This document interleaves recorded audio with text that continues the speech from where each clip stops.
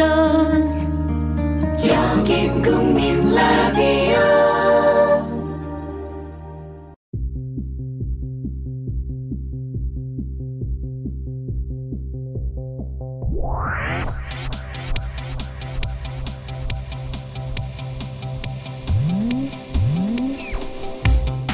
김용민 민동기의 미디어 토크 2015년 3월 7일 방송 시작합니다.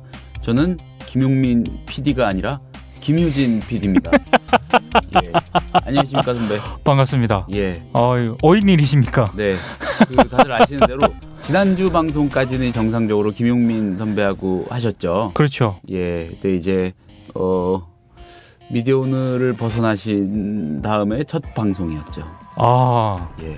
그러고 보니까 제가 미디어 오늘을 벗어날 무렵 예. 김용민 PD도 휴가를 갔네. 합정동을 벗어나셨죠.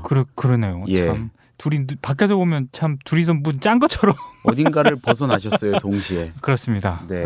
그래 됐고 이 우리 국민 라디오의 대 프로그램인 이 미디어 토크를 아무리 임시지만 네. 저한테 맡기셔가지고 네. 굉장히 부담스럽습니다 사실. 뭔 대 프로그램입니까? 예. 네. 아니 근데 두 분은 저희서 한번 유심히 한번 들어봤죠 방송을. 네. 이렇게 아는 게 너무 많으세요. 그렇게 다 하세요. 웬만한 건 다 하시던데. 아이 몰라. 그냥 모르고 그냥 돌아다니면서 이렇게 그냥 예. 하는 일이 신문 보고 뭐 얘기하고 뭐 네. 알아보고 전화 돌리고 뭐 그러는 거죠. 예. 고발뉴스에 합류하신 지 이제 뭐 한 엿새째. 그렇죠. 예. 딱 일주일 정도 된 것 같은데요. 네. 말이 뭐 지금 뭐 이동해서 그렇다고 하는 거지. 네. 사실상 신입이죠, 뭐. 신입. 예, 아니, 그러면은 그 실례지만 그 직책은 어떻게 들어가신 거세요? 그러니까 그게 사실 예. 직책이 별 의미가 없는데 네. 그 이상호 기자가 네. 그래도 미디어 오늘 편집국장을 했는데 뭔가 하는 일과는 다르게 대외용으로 뭔가 타이틀이 필요하지 않느냐. 그래서 일과는 다르게. 그래서 편집국장은 똑같으니까. 예. 이제 고발뉴스는 방송도 하지 않습니까? 예, 그렇죠. 그럼 우린 보도국장으로 가자. 그러면은 고발뉴스의 보도국장이신 거네요. 그래서 대외용으로만 보도국장이고요. 실질적으로는 그냥 기자죠, 기자. 네, 그래서 밖으로 많이 취재 다니세요? 여전히? 그러니까 밖으로 아직 뭘 하기보다는 사실은 제가 뭐 이렇게 고발해서 어떤 도움을 줄 수 있는 그런 부분은 예. 방송이라든가 예. 혹은 뭐 또 고발뉴스에 또 후배 기자들이 있거든요. 예, 예. 후배 기자들하고 잘 호흡을 맞춰가지고 뭔가 좀 작지만 네. 임팩트 있는 그런 기사들을 조금씩 이제 만들 수 있도록 노력하는 거기 때문에 아직은 아시잖아요. 네. 국민 TV 개국하고 난 다음에 네. 일주일 기억납니까? 좀 기억나는데. 그래요? 정신이 없어 저도. 전혀 정신을 못 차리고 혼란스러웠죠. 그렇죠. 네. 아주 막 눈코 뜰 새 없이 정신이 없습니다. 이게 뭔가 우리가 뭘 하고 있다는 거를 알고 한다기보다는 그렇죠. 그냥 뭐 관성으로 하는 그런 느낌도 들었었고. 특히 그거랑 좀 다르시겠지만 아무래도 그렇죠. 예. 고발뉴스는 지금 또 홍대 부근에 방송센터 개관 준비를 하고 있기 때문에 약간 더 정신이 없습니다. 어떤 컨셉으로 만들어지는 건가요? 그냥 거기서 이제 공개 방송도 하고요. 여러 가지 프로그램을 짜서 뭐 강좌 같은 것도 열고, 예. 그다음에 또 팟캐스트 방송 같은 것도 준비를 하고 있고, 예. 그러니까 좀 여러 가지 좀 이것저것 좀 신경이 많이 쓰이는 그런 부분입니다. 그러면은 그 카페 컨셉도 반영이 되겠군요. 그거는 잘 모르겠어요. 지금 조금 변경이 될 수도 있고요. 그거는 좀 그러면은 벙커원이나 저희 국민 카페하고는 전혀 다른 컨셉이 될 수도 있고. 그렇죠. 그거는 조금 진행을 봐야 좀 알 것 같아요. 아무튼 그 과정에도 관여를 하시고 또 기여를 하시고 그러시겠군요. 별로 관여하고 싶지 않습니다. 엄청 하게 되실 것 같아요, 왠지. 그거는 이상호 기자에게 전적으로 지금 맡기고 있습니다. 예, 알겠습니다. 아무튼 뭐 이런 상황에서 저 김효진 PD가 국민 라디오 김효진 PD가 민동기 이 국장과 함께 임시로 첫 진행을 하게 됐습니다. 네. 자, 김용민 선배와의 호흡을 기다리신 분들께는 심심한 사과의 말씀을 드리면서 잠시 광고 듣고 오늘 방송 시작해 보도록 하겠습니다. 지상철 조합은 신청 광고입니다. 강화대교 앞에서 개념 부부가 만드는 개념 곰탕 이연지연 곰탕. 이연지연이란 가마솥의 장작불로 온종일 고아내는 곰탕을 서로 나누어 이어지는 인연이란 뜻입니다. 이연지연 곰탕이 민주주의를 열망하는 조합원 여러분과 국민의 건강을 책임지겠습니다. 곰탕 포장 판매는 한 팩 800g에 7,000원이며 7팩 이상은 무료 배송으로 드립니다. 이연지연 곰탕은 강화대교 입구에 위치해 있습니다. 단체 주문 예약 및 포장 주문 전화번호는 010-7252-1114, 010-7252-1114, 031-989-9968. 조합원 단체 예약은 10% 할인해드립니다.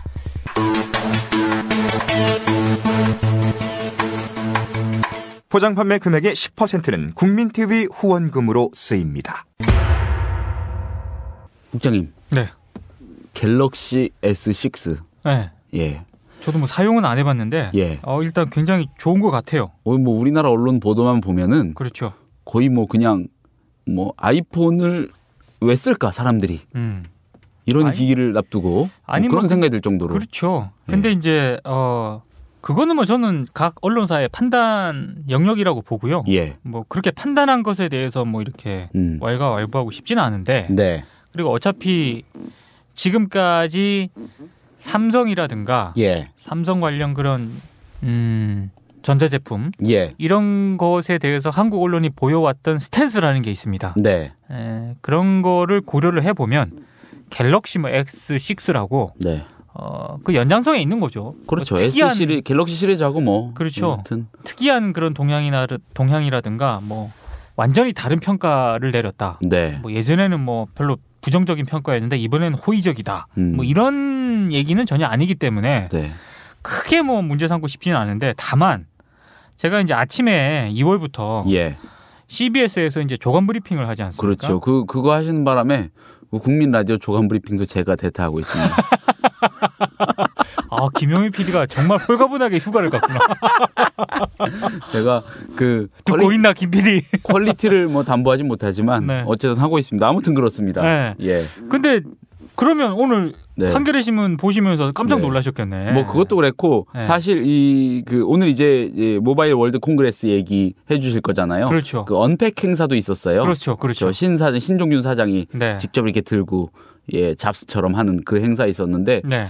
그게 바르셀로나에서 우리 시간으로 아침 시간대, 새벽 시간대에 이제 타전이 됐죠. 그렇죠. 그러고 나서 그날 석간 신문들을 제가 일제히 봤습니다. 네. 이거는 뭐 거의 깜짝 놀랐습니다. 근데 이제 저는 네.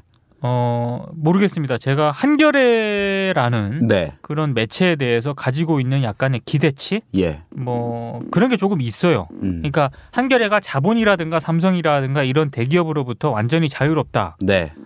이 미디어 토크를 들으시는 분들은 물론이고 한겨레 독자들도 그렇게 생각하시는 분은 없을 겁니다. 다만 이제 최대한 삼성의 눈치를 본다거나 네. 삼성의 어떤 그런 홍보라든가 이런 네. 일방적 홍보 이런 거를 아마 한겨레에 기대하진 않을 거예요. 일정한 한계는 있지만 최대한 자율적인 어떤 그런 또 한겨레 기자들의 어떤 품성이라든가 네. 상식적인 어떤 그런 판단 이런 거를 믿는 독자분들이 많기 때문에 예. 근데 제가 지금 가지고 있거든요. 예. 그거 갖고 계시군요, 지면. 제가 지금 가지고 왔는데 네. 이게 섹션인가요? 이거 특별 섹션이죠, 일종의. 예. 그리고 깜짝 놀란 거는 일단 제목에서 깜짝 놀랐고요. 제목 어떻습니까? 아름답다 갤럭시 S6. 아름답다. 그렇죠. 예. 스페인 바르셀로나에서 현지 시각으로 지난 1일 네. 열린 갤럭시 X 언팩 행사 이 큰 사진을 실으면서 예. 일단 이 제목부터 일단 굉장히 저는 충격이었는데 아름답다 갤럭시 6. 예. 아니 저는 그래서 이게 무슨 요즘 말하는 별지를 통한 일종의 약간 광고성 홍보지 있지 않습니까? 네. 그런 건 줄 알았어요. 협찬 기사. 협찬 기사 그런 건 줄 네. 알았는데 아니에요. 그냥 기사. 진짜 기사. 바이라인이 예. 이를테면 바르셀로나 해가지고 현지에서 한겨레 기자 이름이 다 실려 있습니다. 그러니까 한겨레 기자가 직접 글 썼다는 거죠.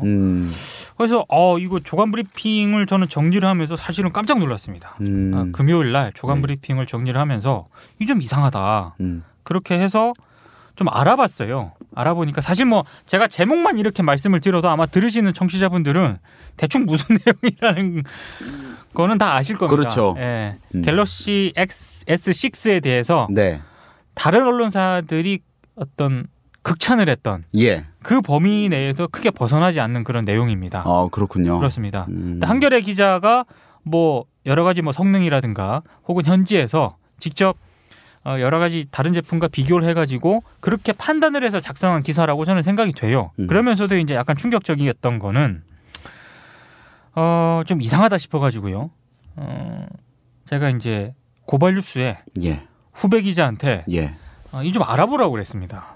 도대체 어떤 연유로 이런 그렇죠. 기사가 발제가 되고 그렇죠. 기사 나갔는지. 네. 예. 근데 일단 편집국장이라든가 예. 결정권자한테 아마 좀 알아보라고 했는데 통화가 잘 안 된 것 같고요. 예.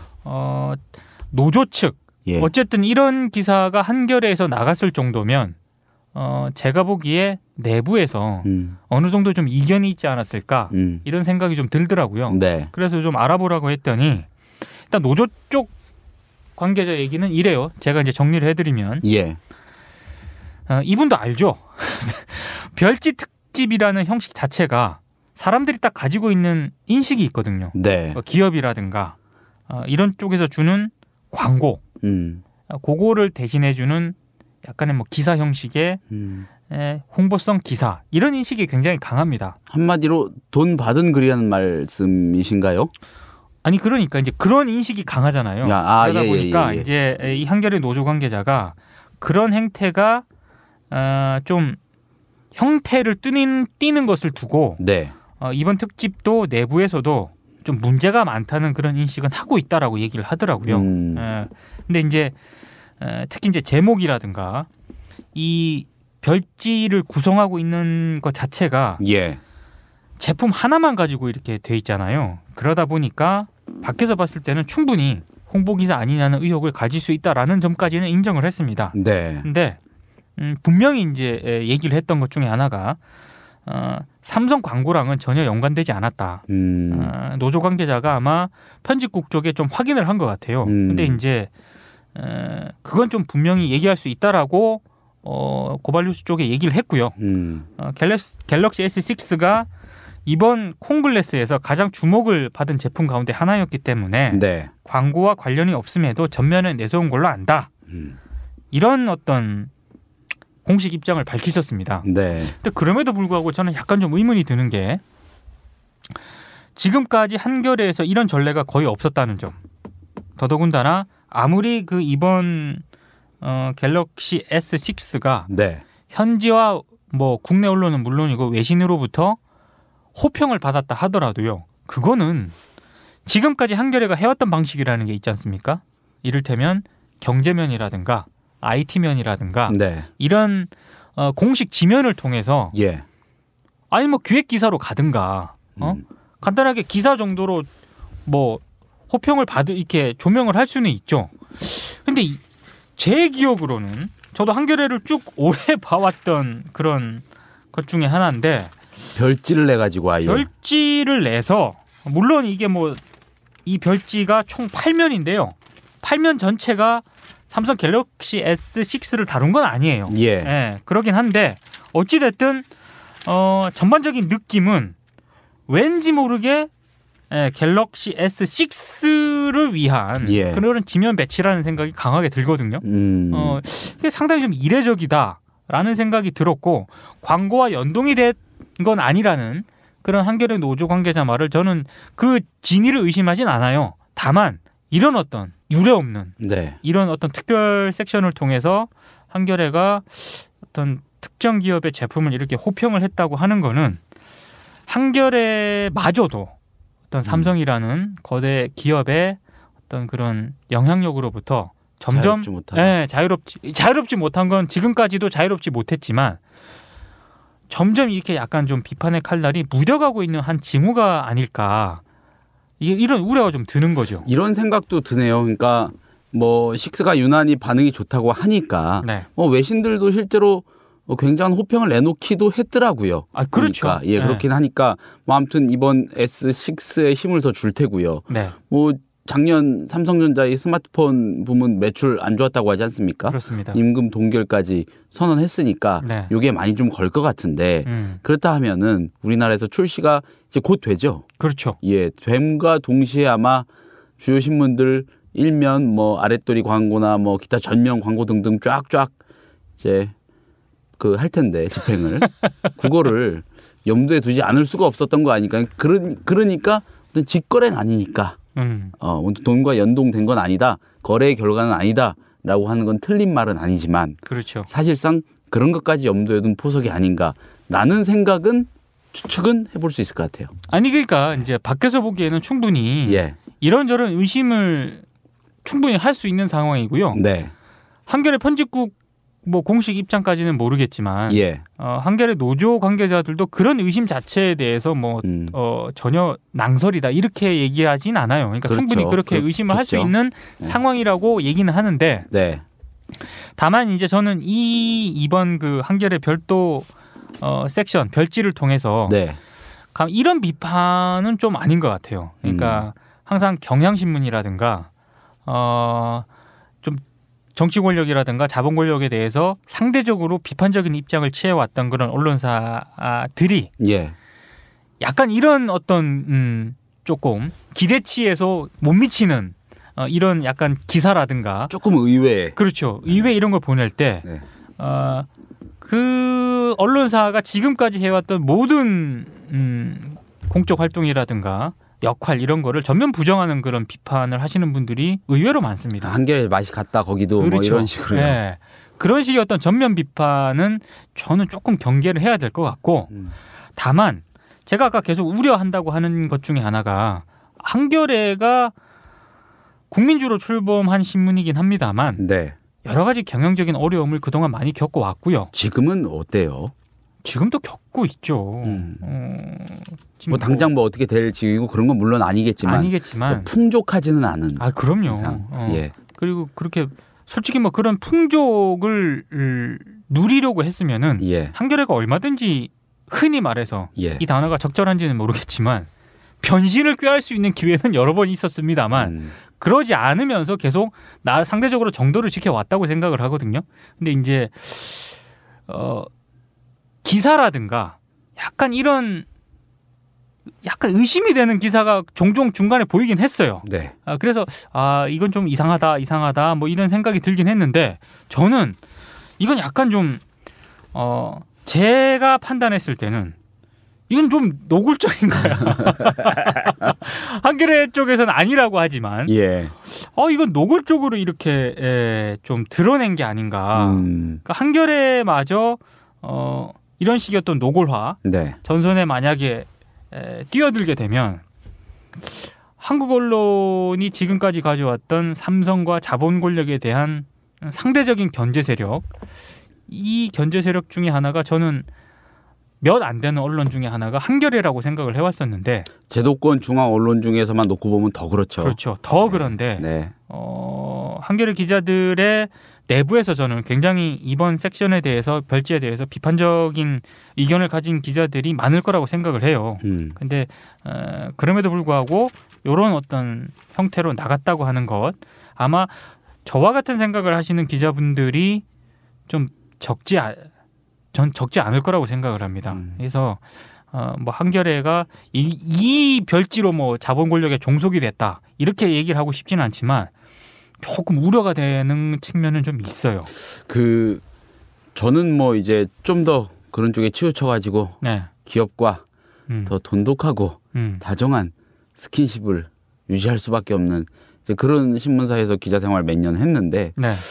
그 말씀하신 우려는 충분히 이해가 되는 게요. 네. 그러니까 특히 주니어 기자들이 그런 관계 형성이나 이런 거에 맛을 들이고 네. 재미를 붙이고 이렇게 같이 가는 거지 뭐 그 기업하고 뭐 이런 느낌을 가지기 시작하면은 정말 쉽게 젖어드는 것 같아요. 그러니까 우리가 흔히 생각하는 조금 이렇게 뭐 이 방송 듣는 분들이 좀 못마땅해 하시거나 신뢰하지 않을 법한 그런 언론사로 분류되는 그런 신문사들 있잖아요. 거기 들어가는 기자들도 거기를 지망해서 들어갈 때 마인드는 정말 기자스럽죠. 그걸 그리고 가요. 정말이에요. 저 같은 애도 있지만은 소위 말하는 스펙이나 네. 준비 상태도 굉장히 좋고 다 그런 친구들이란 말입니다. 근데 어느 순간 그렇게 돼 있죠. 그러니까 이 직장인으로서의 안정감을 회사로부터 제공받는 거, 예, 그거에 대한 욕구는 정말 무시할 수 없는 것 같아요. 그거를 떨쳐낼 수 있는, 그걸 떨쳐내고 항상 그 정도를 고민할 수 있는 그런 여건을 회사가, 특히 신문사가 마련해 준다는 거는 굉장히 어려운 일이고, 또 그거를 받아들이고 직원들이 같이 간다는 것도, 팔로우 한다는 것도 굉장히 어려운 일이 아닌가 싶어요. 그런 측면에서 지금까지 이렇게 걸어왔다는 것 자체만으로도 한계도 그렇고 경향도 그렇고, 그렇죠. 대단한 겁니다. 정말. 대단한 거죠. 예. 예. 예. 그리고 사실은 먹고 사는 문제, 예. 생존 문제에 있어서 자유로울 수 있는 사람이 어디 있습니까? 없습니다. 예. 예. 그리고 가치의 측면을 막 절대적으로 우선시하면서 이 발을 딛고 서 있는 최소한의 물질적 토대라든가 네. 이런 부분에 대해서 좀 아무것도 아니다라는 식으로 얘기하는 것도 온당하지 못하고요. 네. 한겨레는 물론이고 경향, 뭐 국민TV, 뭐 제가 지금 소속돼 있는 고발뉴스, 그리고 전 직장인 뭐 미디어오늘, 나름대로 다 저는 역할을 하고 있는 그런 언론사라고 생각을 하는데, 네. 그 언론사들도 생계 문제라든가 물적 토대 문제라든가 이런 문제에서 기본적으로 뭐 충족시켜줘야 되는 거는 구성원으로서의 최소한 정당한 요구죠. 네. 근데 그런 거를 이제 제대로 충족시키지 못할 때 여러 가지 이제 내부 문제가 발생을 하는 건데, 저는 그렇다 하더라도 조금 이 한겨레가 이런 식은 조금 아닌 것 같다라는 개인적 생각이 좀 들고요. 제가 아까 계속 우려한다고 했던 게 네. 단순히 뭐 자본 권력에 대한 우려 이러라기보다는 제 개인적인 지나친 억측일 수도 있습니다만, 한겨레 기자를 하다가 삼성으로 간 그 기자들이 좀 있습니다. 예. 예. 미디어 토크에서도 한번 소개를 해드렸고요. 홍보시겠죠. 그렇죠. 예. 명칭은 뭐 다른 명칭일 수도 있는데 하는 일은 거의 비슷하죠. 대언론 창고라는 점에서 그렇죠. 기자 관리. 그렇죠. 예. 약간 그런 측면하고도 저는 연결해서 조금 해석이 되더라고요. 그래서 뭐 그렇게 되면은 앞으로 지금 김효진 PD가 얘기한 것처럼 한국 기자들, 특히 주류 언론들의 지금 문제점 중에 하나가 과거에 비해서 네. 어떤 자신들이 가지고 있는 기득권 문제에 대해서 감수성이 굉장히 무뎌졌다는 게 저는 가장 큰 문제라고 생각을 하거든요. 정말 정밀하게 표현하시네요. 네. 조심스러우면서도. 왜냐하면 가장 단적인 예가 예. 불과 제가 2000년도에 언론계에 입사를 했는데 그때만 하더라도 몇 년, 2000년부터 그 몇 년 사이에 지속적으로 언론계 내부에서 화두를 던졌던 것 중에 하나가 기자실의 어떤 그런 폐쇄성 문제였어요. 네, 그 카르텔. 그렇습니다. 그 기득권 카르텔. 네. 그 문제에 있어서 가장 적극적인 문제 제기를 했던 곳들이 뭐 그때 당시 오마이뉴스, 뭐 한겨레 역시 그때 당시만 하더라도 괜찮았고. 네. 근데 지금은 기자실 문제에 대해서 목소리를 그렇게 세게 안 내지 않습니까? 네. 그 참여정부 때 통폐합하고 그렇죠. 취재 선진화 방안 그거에 대응하는 언론들의 행태 기억이 납니다. 기억이 나는데 정말 일심동체가 돼갖고 물어뜯고 그랬었죠. 그러니까 예. 그거에 대한 전 찬반 논란은 있을 수 있다고 보는데 네. 그 문제 제기가 한창 제기된 때부터 네. 그 뒤로는 큰 그게 없어요. 왜냐? 그때 문제 제기를 했던 언론사들 가운데 상당수가 이른바 기자실에 포함이 되면서 그렇게 되는 거죠. 그렇죠. 그래서 만약에 이제 어떤 제가 이 한겨레 별지를 보면서 한겨레가 이런 식의 어떤 만약에 기사를 통한 어떤 삼성과의 관계라든가 이런 게 설정이 되기 시작을 하면 예. 길들여지면 그렇죠. 어떻게 보면 저는 이제 관계 재설정이라는 표현을 썼지만 밖에서 보시는 독자분들의 저는 많은 독자분들께서 지금 김효진 PD가 얘기하는 길들여지는 것 아닌가라는 그런 표현을 쓰면서 우려하는 분들도 많다고 생각을 하거든요. 그 작은 신호로 감지하신 거군요. 그렇죠. 예. 저는 그럴 수 있는 측면이 좀 많다고 봐서 좀 많이 우려가 돼요. 진보 언론 뭐 한겨레나 경향이 뭐 삼성과의 관계 설정과 관련해서 뭐 삼성 측의 어떤 사람과 해당 신문사의 어떤 사람이 뭐 만나서 어떠기로 합의했다는 등등등 뭐 이런 유의 그 소위 찌라시들 언론사 뒷얘기들이 때마다 한 번씩 나오지 않습니까? 네. 그런 과정 거치면서도 어쨌든 지금의 스탠스를 지키고 기본적으로 그 잃지 않는 무언가를 유지해 왔었는데 그렇죠. 아무튼 이번에 별지까지 내면서 갤럭시 S3를 현지 기자가 발제해서 본인의 시각을 담아서 그렇게 열심히 썼다고 하니까. 그러니까 현지 기자가 발제를 했는지 여부는 모르겠지만 하긴 부역이었을 수도 있죠. 하명. 네. 그건 모르겠지만 예. 제가 통상적으로 그러니까 이거 역시 제 개인 생각인데 예. 이건 한겨레라든가 다른 보수 뭐 진보 이런 매체의 구분, 매체의 성향 이런 걸 네. 떠나서요. 어떤 특정사의 제품에 대해서 그건 아이폰도 저는 마찬가지라고 생각을 하거든요. 지금 한겨레 이 별도 섹션에 아까 그 제목이 아름답다 갤럭시 S6 이렇게 달렸고요. 부제라 그러죠. 예. 예. 그 부제가 어떻게 달렸냐면 지금까지 만든 가장 아름다운 폰 쿼터 돼 있고 프리미엄 가격에 어울리는 제품 이것도 쿼터로 돼 있고요. 예. 그리고 개막부터 폐막까지 외신들 극찬 이렇게 돼 있거든요. 저는 이렇게 쓰는 거는 그 매체의 성향을 떠나서 굉장히 위험하다고 생각을 합니다. 그 딱 경제지 제목인데. 예. 그러니까 경제지가 그래서 지금까지 비판을 많이 받았잖아요. 그러니까 소비자 관점에서는요. 흔히 말해서 유저 관점이라고 하죠. 이용자 관점에서는 예.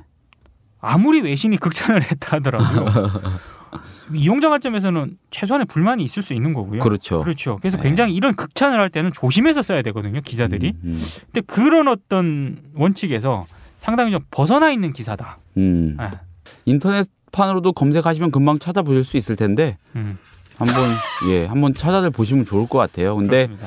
뭐 민동기 국장께서 우려를 해주셨는데 네. 뭐 이렇게 많은 분들은 그게 기후에 그치길 바라시겠지만 그렇죠. 저도 기후에 그치길 바래요. 예.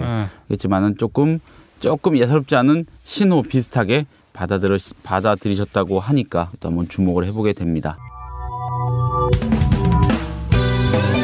미디어를 알아야 미디어에 먹히지 않는다. 저쪽에 이명박근혜가 있다면 이쪽에 민동 김용민이 있다. 미디어계 길라잡이 민동기 김용민의 미디어 토크. 국장님, 네. 박근혜 대통령 중동가에 있는데 네. 저는 그런 기사가 정치인과 관련해서도 나올 줄은 몰랐어요. 처음 봤어요. 뭐냐면 뒤태. 아니 그러니까 예. 이 제가 지금 미디어 토크가 원래 예.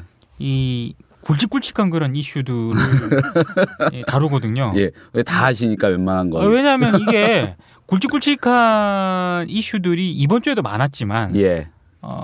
일단은 너무 굵직한 것들은 일단 뺐습니다. 그 대신에 이번 주 미디어 토크 컨셉을 예. 굳이 이제 얘기하라 그러면 안 그럴 줄 알았던 그런 언론들이 예.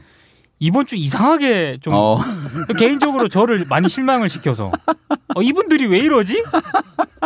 제가 지금 앞서 한겨레 얘기했잖아요. 예. 이번에 한국일보인데 한국. 예. 한국일보가 도대체 왜 이러는 걸까라는 생각이 저는 깜짝 놀란 게 제가 또 진짜 뽑아왔잖아. 하도. 네. 저 그 지명 보이시죠? 기억납니다. 저도. 이 보이시죠? 예. 제가 일부러 칼라 프린트를 해와서 이거는 칼라 프린트를 해야 그렇죠. 이렇게 제대로 볼 수 있는 거거든요. 와 정말 화려하네요. 이게 패션지 같아요. 패션지. 그렇죠. 예. 누군가는 진짜 그랬습니다. 한국일보가 아니라 패션 한국 같다고. 패션. 박근혜 대통령 의상 패션 사진. 그렇습니다. 패션 기사. 기획 기사예요, 그거 근데. 이게 3월 4일자. 예.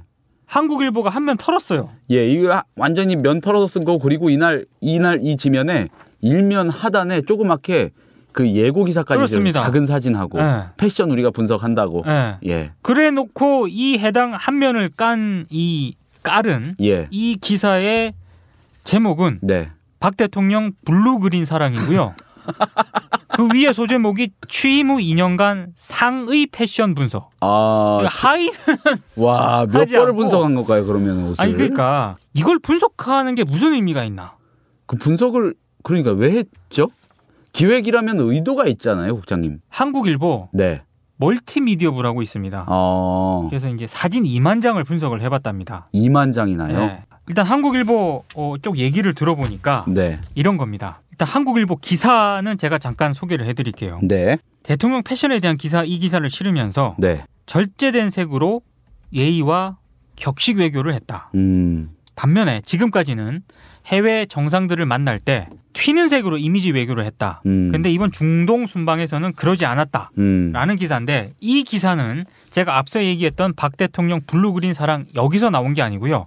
여기선 정말로 2년 동안 취임 후 2년 동안 상위 패션만 분석을 했어요. 다른 어떤 가치 판단이라든가 그런 의미는 전혀 없고 그것만 분석을 했어요. 근데 그 다음 날 3월 5일자 네. 한국일보 지면에 또 실려. 중동 간 박 대통령 차분한 드레스 코드. 이 기사가 또 실려요. 기획 연재였네요, 사실상. 아니 그 연재가 아니고 이것도 일일 기획도 아니고. 현지에 간 기자가 직접 쓴 건데. 예. 청와대 출입 기자겠죠, 당연히.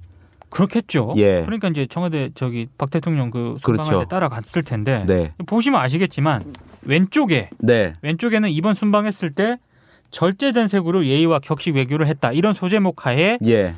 이 사진을 실었잖아요. 오른쪽에는 튀는 색으로 이미지 외교. 시진핑어 만났을 때. 네, 지금까지 각국 정상들을 만났을 때는 굉장히 튀는 색으로 그걸 했다고 하는데 사실 저는 여기서 일단 의문점 중에 하나가 네. 패션 외교라는 게 이게 과연 무슨 패션 외교라는 게 개념이 원래 있는 개념인가요? 아니 저는 이제 조어라고 신조어라고 생각을 하는데 패션 외교라는 게 이게 무슨 의미가 있나 싶긴 해요. 그 실효성이라든가 그 김효진 PD는 어떻게 보세요? 패션 외교라는 게 이게 무슨 의미가 있으며 그러니까 실제로 패션 외교의 외교적 성과가 과연 있는 건지도 의문이고. 이런 거 있잖아요, 국장님. 선거 때 되면 또 이게 또 대선 같은 때 되면 주요 후보들의 혈액형 가지고 이거 말 같지도 않은 기사 쓰는 데도 있고 이 사람들 드레스 코드 분석해서 이렇게 하는 것도 있거든요. 그러니까 아무 의미 없이 그냥 읽을 거리로 이렇게 쓰는 기사들이 덜어 있어요. 뭐 그 기자들도 뭐 자괴감 느끼면서 쓰겠지만 뭐 대부분 부역 기사겠지만은 근데 그게 나중에 이렇게 뭐 자사 기사들은 클릭 수 같은 거 체크해 볼 수 있잖아요. 그렇죠. 클릭 수가 좀 높더라고요. 그런 경우는 있었어요. 온라인용 사실상 한국일보가 처음이 아니에요. 추적을 해보니까 2014년 7월 4일 여기 그 온라인판에 한번 썼더라고. 제목이 또 기가 막힙니다. 빨주노초 파남보 박 대통령 패션 외교. 이게 2014년 7월 4일 한국일보 기사 제목이에요. 패션 외교란 조어를 밀고 있네요. 한국일보가. 계속 밀고 있어. 그러니까 굉장히 다양한 사진을 실으면서 이른바 박근혜 대통령의 패션 외교를 소개를 하는데 사실은 굉장히 저는 타이밍이 2014년만 하더라도 뭐 어느 정도 이해를 하겠지만 지금 타이밍에서 김효진 PD도 아시는 것처럼 지금 이명박 전 대통령의 자원 외교가 가진 문제점이 중동 해외 순방 때 외교적 성과라든가 이런 부분에 대해서 저는 기자들이 대단히 조심스럽게 써야 된다고 생각을 합니다. 막 나오고 있더라고요. 뭐 얼마 가치에 뭐를 했다는 등. 왜냐하면 지금 타이밍상 이명박 MB 자원 외교의 문제점이 뭐 하루 이틀 불거진 것도 아니고요. 그렇죠. 어마어마하게 또 그걸 직접 썼어요. 또 한국일보도 MB 자원외교의 문제점에 대해서 이제 그런 것과 좀 비교를 해보면 이 한국일보 이 기사는 좀 이상하단 말이에요. 중동 순방을 갔는데 패션과 관련해서 한 면을 털어가지고 기획을 한다. 또 일면에 예고까지 해가면서. 그리고 조금 그 우려가 됐던 것 중에 하나가 3월 3일자 한국일보 기사를 보면 이런 게 있습니다. 열사의 땅서 새 성장 엔진 찾자. 박 대통령 대이윤 중동 진출. 이게 한국일보 기사 제목인데 한마디로 뭐 얘기하면 창조 경제 정책을 처음 수출하는 것으로 창조 경제가 글로벌 경제 발전 모델로 확산될 것이다. 이 청와대 입장인데 이걸 그대로 이제 거의 전달하는 그런 수준의 뭐뭐 될 것이란 분석이다, 평가다, 뭐 이러면서. 뭐 하여튼 이 기사 이런 기사가 좀 나갔고 또 드레스 코드가 나갔죠. 좀 이상한 거죠. 일부 방송 매체 보니까요. 선글라스 낀 사진 있잖아요. 네. 그게 좀 회자가 됐었더라고요. 그렇죠. 이게 거의 노동자들하고 만나가지고 뭐 이렇게 인사하면서 선글라스 딱 끼고 있는 거예요. 네. 뭐 잠자리 선글라스를 꼈다고 그게 패션 아이템이 트렌디한 건지 이게 정치적으로 어떤 의미인 건지 등등을 분석하는 데도 있더라고요. 근데 눈에 띄는 건 이제 박근혜 대통령이 저거 왕 잠자리 선글라스라고 하더군요. 상당히 큰 선글라스를 꼈습니다. 패션 감각을 살려서 하면 그렇게 잠자리라고 하셨습니까? 잠자리 안경을 꼈는데 글쎄요, 제가 보기엔 좀 너무 커 보이긴 한데 예. 뭐 괜찮네요, 보기에. 예. 예. 제가 여자로서 말씀드리면 저 스타일은 굉장히 유행이 지난 스타일이죠. 그러니까 최신 유행 스타일은 아닌데. 그러니까 박근혜 대통령께서 박정희 대통령의 어떤 이미지를 생각하면서 쓰셨다거나 혹은 이렇게 뭔가 시선 처리라든가 나의 의도를 숨기기 위해서 쓰셨다면 이거는 사실 권위주의 시대의 어떤 잔재라고 볼 수가 있거든요. 그러니까 이제 거기는 방송사라고 하셨는데 네. 방송에 대해서는 솔직히 기대를 안 합니다. 방송에 대해서는 박근혜 대통령 해외 순방 때 이미 취임 2년 동안 솔직히 제 상식을 뛰어넘는 어떤 그런 찬양 보도를 굉장히 많이 봤기 때문에 방송에 대해서는 별 기대치가 없어요. 기대를 저버리셨다. 그렇습니다. 근데 이제 앞서 언급한 삼성 갤럭시 S6에 대한 한겨레의 이상한 호평 기사. 이게 약간 고개를 갸우뚱하게 만들었던 것처럼 한국일보의 박근혜 대통령 드레스 코드에 대한 이 한국일보의 집착, 애정, 그 전후로 배치된 이런 중동 순방에 대한 호평 기사. 이게 좀 이상하단 말이에요. 최근에 오너십의 교체가 있었잖아요. 그래서 이제 그렇게 한국일보가? 바뀌어서 해석하시는 분들이 좀 있어요. 근데 이제 고재학 그 한국일보 편집국장이 미디어오늘하고 인터뷰를 했던데 일단 이렇게 해명을 했습니다. 대통령 패션 기사에 대해서 포털에서 가장 많이 읽힌 기사였고 사진부에서 2년 동안 찍은 2만 장의 사진을 분석을 해서 기획을 한 것이다. 독자들에게도 많은 반응을 받았다. 그러니까 약간 이 맥락상에서만 놓고 제가 해석을 해보면 2014년에도 제가 소개를 해드린 것처럼 한국일보가 이 기사를 썼잖아요. 비슷한 기사를 썼거든요. 재미를 좀 본 거예요. 아니 근데 그게 뭐 클릭 수가 높아져가지고 제가 알기로 그 온라인상에서 클릭 수 높아지는 게요. 그렇게 눈에 띄는 금전적 효과로 치환되지는 않거든요, 사실. 그렇죠. 이게 좀 미미해요. 매출 구조에서 차지하는 비중을 따져보면은 그렇게 크진 않아요. 그렇다면 뭔가 다른 어떤 것도 있지 않았을까? 그러니까 한국일보 편집국장께서 하신 말씀을 선의로 해석하면 재미를 좀 봤다. 그러니까 클릭 수가 좀 많이 됐고 욕을 뭐 하든 뭘 하든 댓글도 많이 달렸고 그러니까 클릭 수를 고려한 어떤 그런 지면 배치, 정치적인 그런 해석보다는 그런 전 의미로 많이 읽히더라고요. 근데 저는 설사 그렇다 하더라도 이게 과연 저널리즘적인 측면에서 무슨 의미가 있나. 저는 이런 질문을 우리 고재학 편집국장님께 솔직히 좀 드리고 싶고요. 또 하나는 그런 게 아니라 하더라도 한국일보가 오너십이 좀 바뀌면서 이상 징후가 보이는 것만은 분명한 것 같아요. 앞서 제가 얘기한 이 박근혜 대통령 드레스 코드에 대한 이상한 집착은 뭐 작년에도 한번 있긴 했기 때문에 거기에 대해서는 솔직히 뭐 한국일보 쪽 선의를 충분히 전 이해를 하고 싶어요. 정치적인 이런 해석은 최대한 자제를 하면서 이게 조회수가 좀 많이 나왔나 보다. 저는 이렇게 해석을 해드리고 싶은데 다만 이것도 역시 갤럭시 S6와 관련된 겁니다. 왜요? 한국일보가 보통 이런 거는 앞서 제가 얘기한 것처럼 한겨레도 정 기사를 호평을 하고 싶으면 기사로 이렇게 경제면이 됐든 IT면이 됐든 기사로 하란 말입니다. 기사로. 근데 별도 이렇게 별지까지 내면서 할 필요는 없잖아요. 그게 저의 생각이고 김효진 PD의 생각이고 많은 분들의 생각이라고 생각을 해요. 근데 이렇게 내니까 사람들이 이거 왜 이러지? 이렇게 의심을 가지잖아요. 마찬가지로 한국일보가 만약에 갤럭시 S6에 대해서 호평을 하고 싶다. 기사로 하세요. 근데 약간 이상했던 게 한국일보가 3월 4일자에 모처럼 혁신효가 기대되는 갤럭시 S6 출시 제목만 보면 뭐 기사 같아. 사설을 실었습니다. 사설을? 사설로. 그거는 회사의 입장이랑 공식 입장의 뜻인데. 공식 입장으로. 예. 그러니까 특정 제품에 대해서 예. 사설을 통해서 호평을 하는 것도 대단히 이례적인 거지만 예. 혁신효가 이렇게 얘기를 하면서까지 사실상의 극찬을 하는 이런 거는 제가 봤을 때는 종합일간지에서 대단히 드문 경우거든요. 사설이라면은 논설위원실의 결정일 텐데 네. 논설위원실이 제도권 언론사에서 가지는 위상이나 상징이나 이런 거를 고려해 본다면은 간단한 결정은 아니었던 것 같아요. 그렇죠. 예.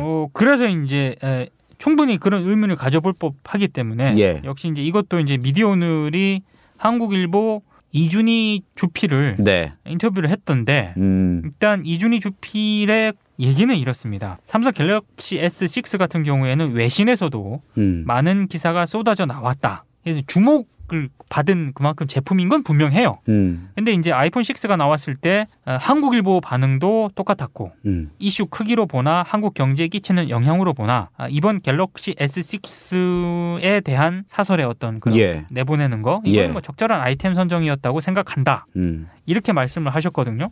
저는 뭐 충분히 이해할 수 있습니다. 이해할 수 있는데 그럼에도 불구하고 좀 이거는 좀 과도한 지면 배치라는 생각이 좀 많이 들고요. 네. 굳이 한 언론사의 공식 입장을 대변하는 그런 사설에서까지 특정 제품에 대해서 이렇게 호평을 할 필요는 없지 않았나 싶은데. 그러니까 신문사가 특정 제품을 그렇게 호평한다는 거는 사실상 기업 입장에서는 판촉이거든요.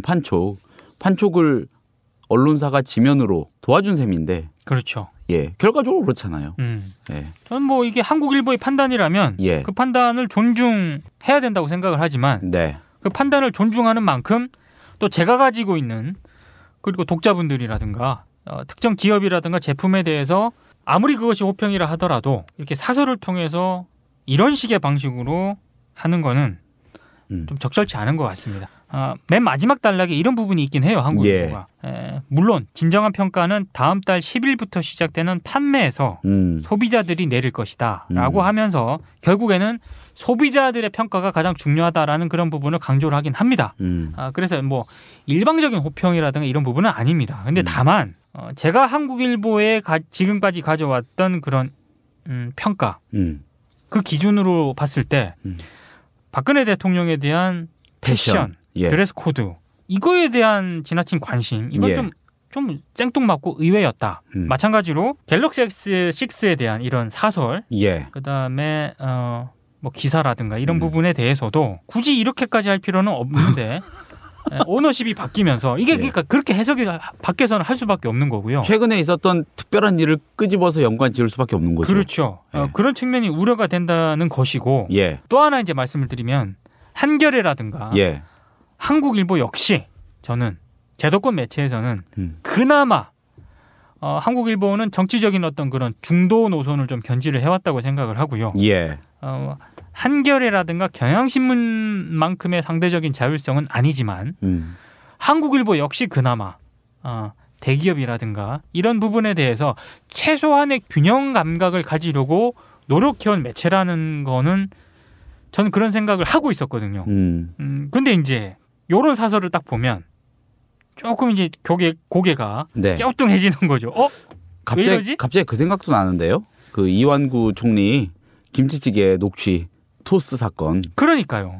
그러니까 1년에 이런 이게 이제 돌출적인 어떤 그런 사건이라면 왜 이러지?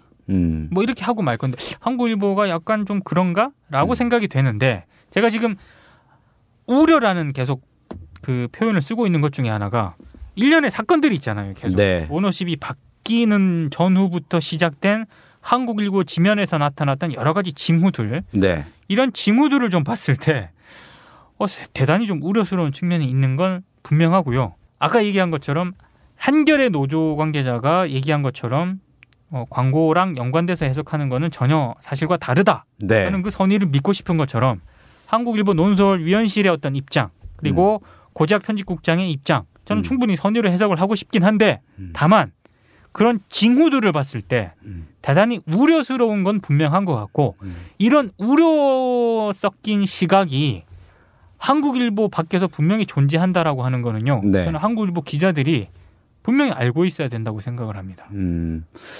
그러니까 모르겠습니다. 이게 좀 중소 언론사, 그러니까 뭐 메이저냐 마이너냐 이런 구분 아니고 네.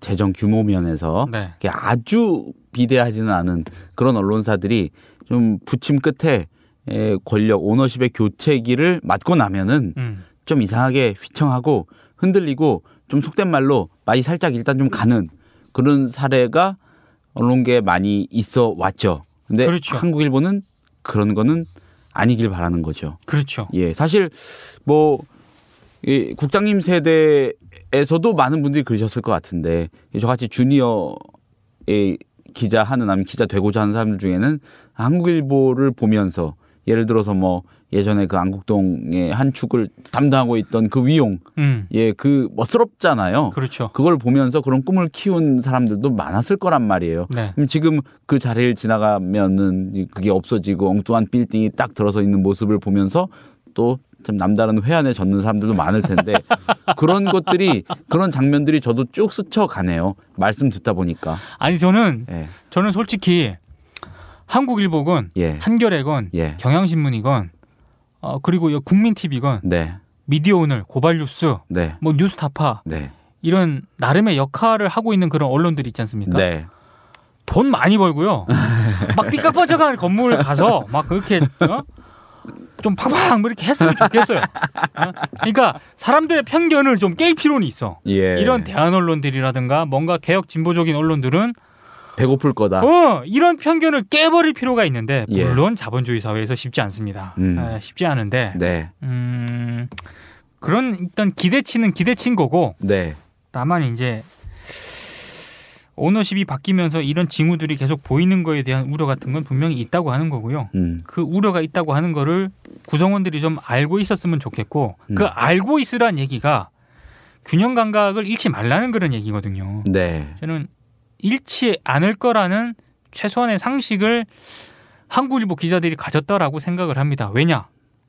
그 장시일가하고 편집국 투쟁을 그렇죠. 거쳤던 그런 기자들이거든요. 네. 네. 그러니까 최소한의 상식은 있습니다. 존경할 만한 기자들이 여전히 포진하고 있으니까 그렇습니다. 이 역시 기우에 지나지 않길 바랄 뿐입니다. 이게 생각을 해봐요. 예. 국민TV에서 생뚱맞게 예. 어느 날 예. 갤럭시 S6를 호평하는 네. 리포트가 뉴스K에 나와. 제가 한번 라디오 리포팅에서 한번 해볼까요? 아니 그러니까 그게 한번 나와. 그래서 뭐야 저거 이렇게 했는데 예. 앵커가 예. 클로징 멘트에서 예. 갤럭시 S6 좋아요. 이렇게 말했다고 생각을 해보세요. 그 리포트도 황당한데 우리 막 노지민 앵커 이런 앵커가 분들이 좋아요. 네.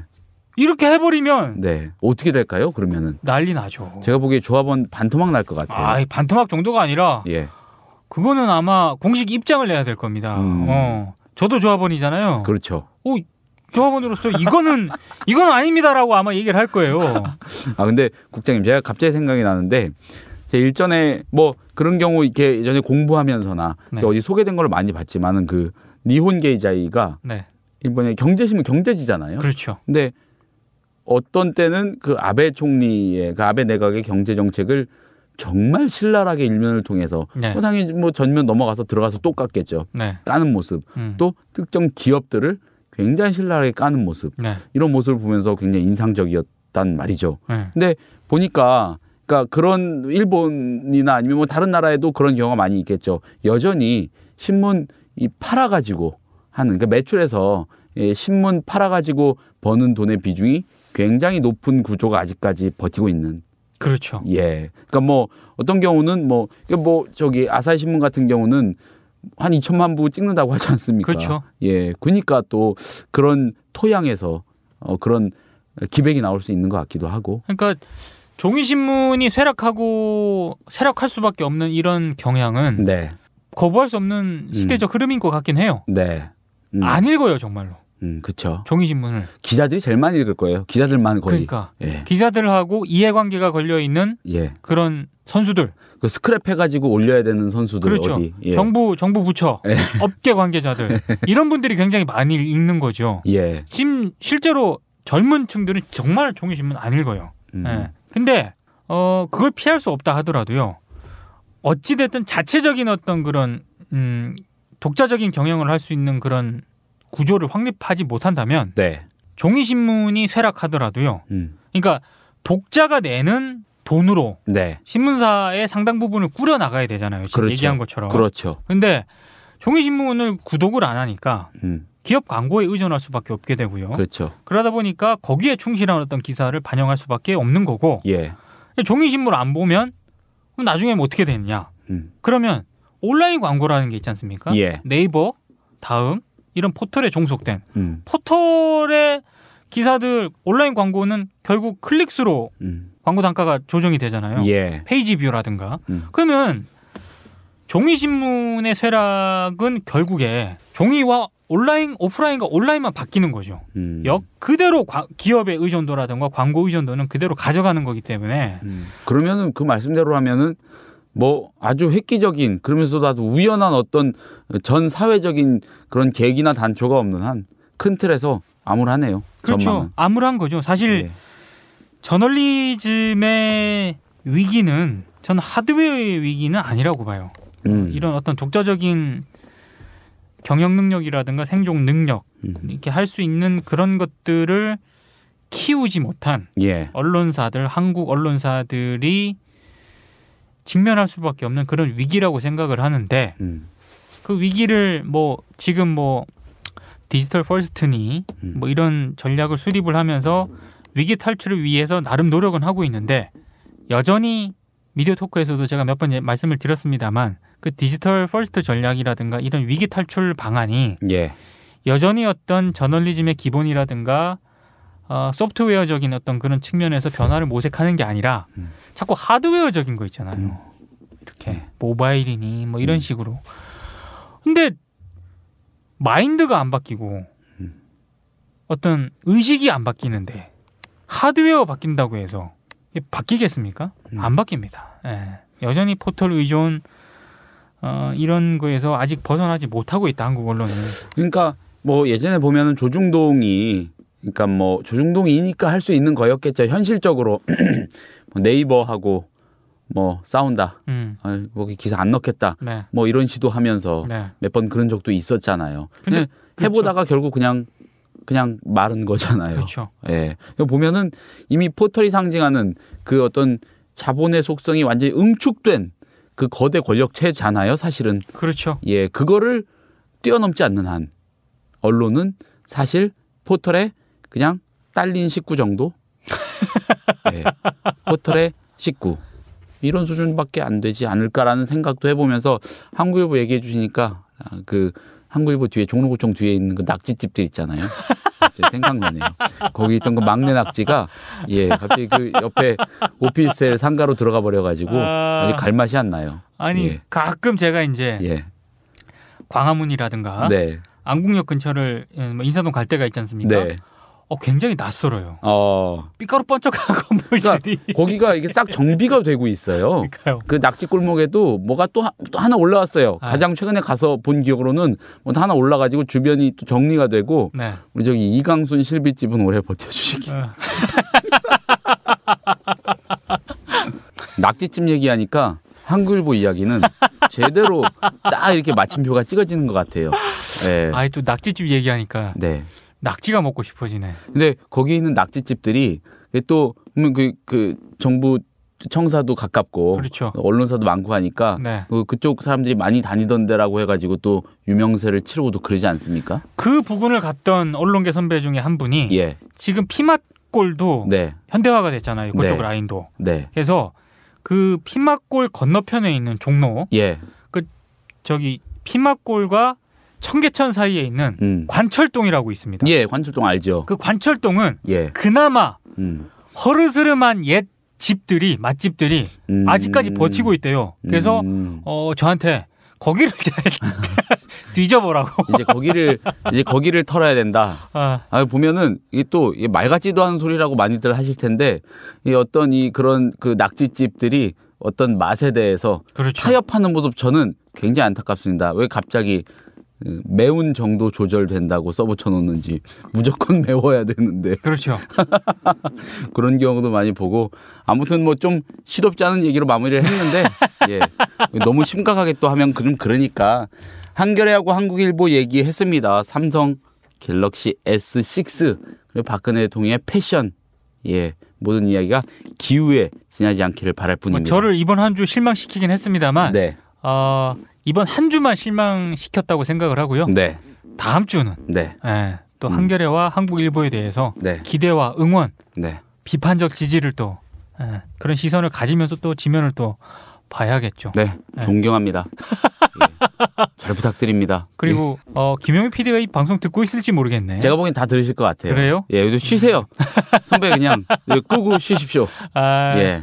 제가 그 얘기는 한번 했습니다. 예. 고기 먹고 싶을 때 예. 조용히 서울 올라와서 연락을 해라. 내가 고기를 사주겠다.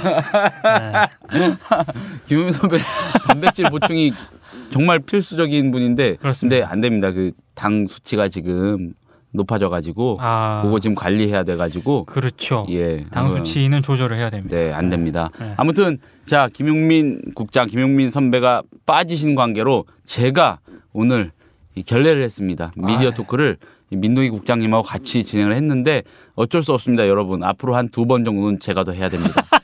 죄송합니다. 잘 부탁드리고요. 다음번에는 좀 더 괜찮은 호흡으로 인사를 드리도록 하겠습니다. 국장님 바쁘실 텐데 건강 챙기시고요. 고생하셨습니다. 예. 국민 라디오 지지하는 4가지 방법 아시나요? 다운로드하기, 별점 주기, 댓글 달기, 구독하기.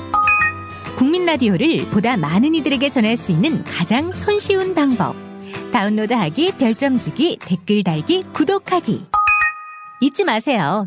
다운로드하기, 별점 주기, 댓글 달기, 구독하기.